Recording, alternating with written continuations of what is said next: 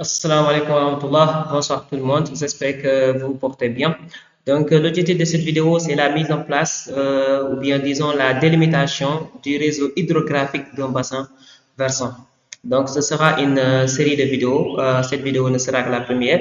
Et j'ai été surtout motivé pour cela à cause de mes cadets en troisième année. Donc, de mes cadets en troisième année à l'École nationale supérieure d'agriculture. Donc, on va voir comment mettre en place, comment délimiter un bassin versant. Donc, d'abord, au tout début, avant d'ouvrir même ArcGIS, parce que nous allons faire cette délimitation avec ArcGIS. Avant d'ouvrir ArcGIS, nous allons d'abord voir comment est la forme de notre bassin versant. Juste à travers ces coordonnées qu'on nous a données. On nous a donné les coordonnées d'un point. Donc, on va utiliser les coordonnées de ce point pour savoir la forme de notre bassin. Comment sera notre bassin et quelles sont les régions qui sont concernées par notre bassin. C'est ce qui nous permettra ensuite de télécharger les MNT qui couvrent notre bassin. Et ce sont ces MNT qui couvrent notre bassin qui vont être par la suite importés au niveau de ArcGIS. C'est à partir de là que nous allons utiliser ArcGIS. Donc pour le moment, je vais juste vous montrer quelle est la forme de votre bassin. Votre bassin en réalité, quelle est sa forme. D'accord. Maintenant, nous allons commencer. Pour savoir la forme de votre bassin, vous allez sur votre navigateur Google, vous tapez MG Hydro. Donc pour moi, c'est déjà tapé. Vous tapez juste MG Hydro. Voilà. Voilà, MG Hydro. Si vous tapez, vous entrez sur le premier lien, Global Watershed. Voilà. Global Watershed, ça veut dire bassin versant mondiaux. Là, ça l'a traduit automatiquement en français. Et à partir de là, je peux savoir mon bassin, le bassin qu'on m'a demandé de délimiter, quelle est sa forme et quelle zone est-ce que ça occupe. Pour cela, je viens sur Options, d'abord, Options, et là, je vais entrer les coordonnées. Ici, on me demande d'entrer les coordonnées. J'appuie, et là, il me demande les coordonnées. Mais les coordonnées doivent être en latitude longitude, c'est-à-dire en degrés, alors que les coordonnées qu'on nous a données sont en UTM. Les coordonnées qu'on nous a données sont en mètres. Il faudra alors les traduire. Donc, je vais d'abord traduire, convertir donc les coordonnées. Je vais vous montrer un site important, intéressant, qui permet de convertir les coordonnées. Vous ouvrez une nouvelle fenêtre, vous venez sur Google Earth, également sur votre navigateur. Maintenant, vous appuyez convertisseur de coordonnées gratuits en ligne. Directement, convertisseur de coordonnées gratuits en ligne. Vous voyez le premier lien, le premier site. Vous appuyez. Maintenant, vous entrez. Donc là, je suis dans le convertisseur de coordonnées en ligne. Donc, juste pour vous dire que ça, c'est très intéressant. Il faut l'ajouter au niveau de vos favoris parce que prochainement, vous allez pouvoir l'utiliser pour convertir beaucoup de coordonnées. En même temps. Donc, ça va beaucoup vous servir. Même lors de vos stages quatrième année et autres, vous aurez beaucoup de coordonnées. Et pour convertir vos coordonnées, ce site vous permet de convertir beaucoup de coordonnées en même temps. Vous voyez Open Text Field. Donc, vous pouvez écrire vos coordonnées sur un fichier, vous l'importez et il convertit le tout dans un nouveau fichier et vous le téléchargez. Donc, c'est intéressant. Donc, nous, ce qui nous intéresse ici, c'est convertir les coordonnées d'un seul point. Donc, qui sont à latitude longitude. Voilà, c'est en latitude longitude. Donc, ici, il faut vous assurer que cela soit WZS84 pour que ça soit ici en latitude longitude.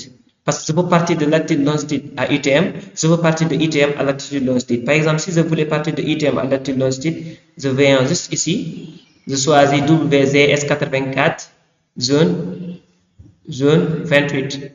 Voilà, ça serait ça. Mais c'est pas ça qui m'intéresse parce que je n'ai pas ces données.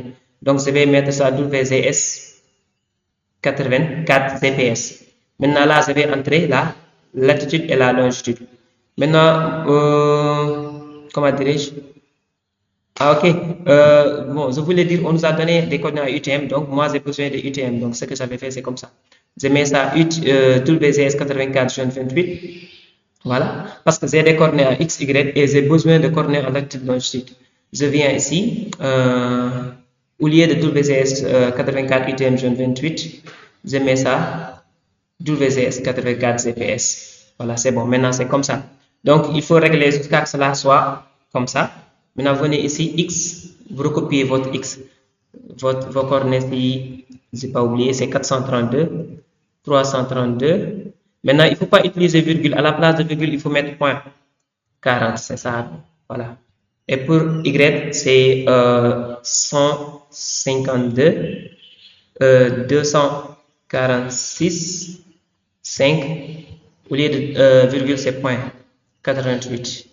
Maintenant, vous appuyez sur cette flèche-là, ça le convertit directement en latitude longitude. Voilà, c'est converti en latitude longitude. Maintenant, je vais copier ça et retourner sur l'autre onglet où je voulais savoir la forme de mon bassin. Donc, comment copier? Je vais copier ici. CTRL C. Oups, j'ai fait CTRL X. C'est pas grave.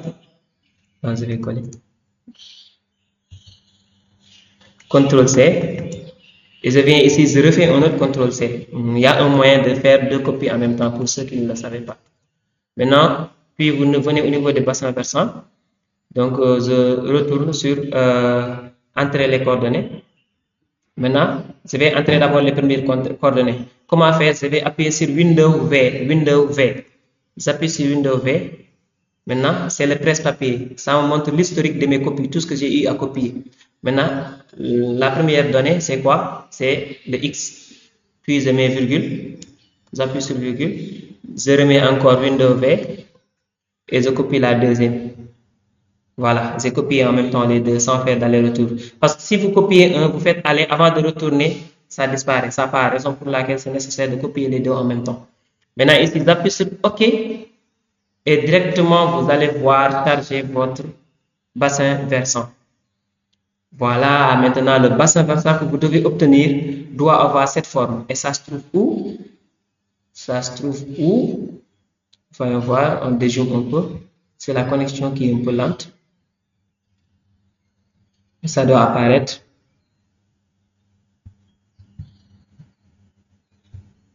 Voilà, c'est devenu clair. Donc, c'est ça. Donc, ça veut dire que ça se trouve ici. Ça touche un peu la région de Kaolack. C'est surtout la région de Kaffrine. Donc, voilà, je sais que mon bassin versant final que je vais obtenir sur Arc-Diaz doit être comme ça. Doit avoir cette forme. Au moins, je connais la forme. Vous allez savoir bientôt pourquoi il est important de connaître la forme. Maintenant, qu'est-ce qui reste? C'est de télécharger nos MNT. Pourtant, vous pouvez ne pas télécharger, utiliser juste les MNT donc, qui sont dans nos données que nous avons à l'école. Ce sont des MNT, mais de 90 mètres de résolution et ça concerne tout le Sénégal. Donc, c'est beaucoup. Raison pour laquelle c'est mieux de télécharger ce dont tu as besoin, juste ce dont tu as besoin. Donc, savoir comment télécharger, c'est mieux. Et il y a certains de ces bassins versants, ça peut sortir le pays. Ça peut même sortir hors du pays et toucher un autre pays. Et si tu n'utilises que les MNT du Sénégal, là, tu ne pourras pas, tu auras un bassin versant, mais il y aura une partie coupée. Et tu ne vas pas t'en rendre compte. Donc, il faut faire attention. Il faut télécharger vos propres MNT, c'est ce qui est mieux. C'est ce qui est plus conseillé. Donc, c'est bon. Maintenant, vous savez comment faire pour avoir la forme de votre bassin versant. On va faire une prochaine vidéo pour vous montrer comment télécharger des données MNT sur le net. Donc, on va utiliser un site et je vais vous montrer comment est-ce que vous allez faire pour vous inscrire dans le site, avoir un compte et comment faire pour télécharger des fichiers MNT. Donc, on fait cela jusqu'à la prochaine fois.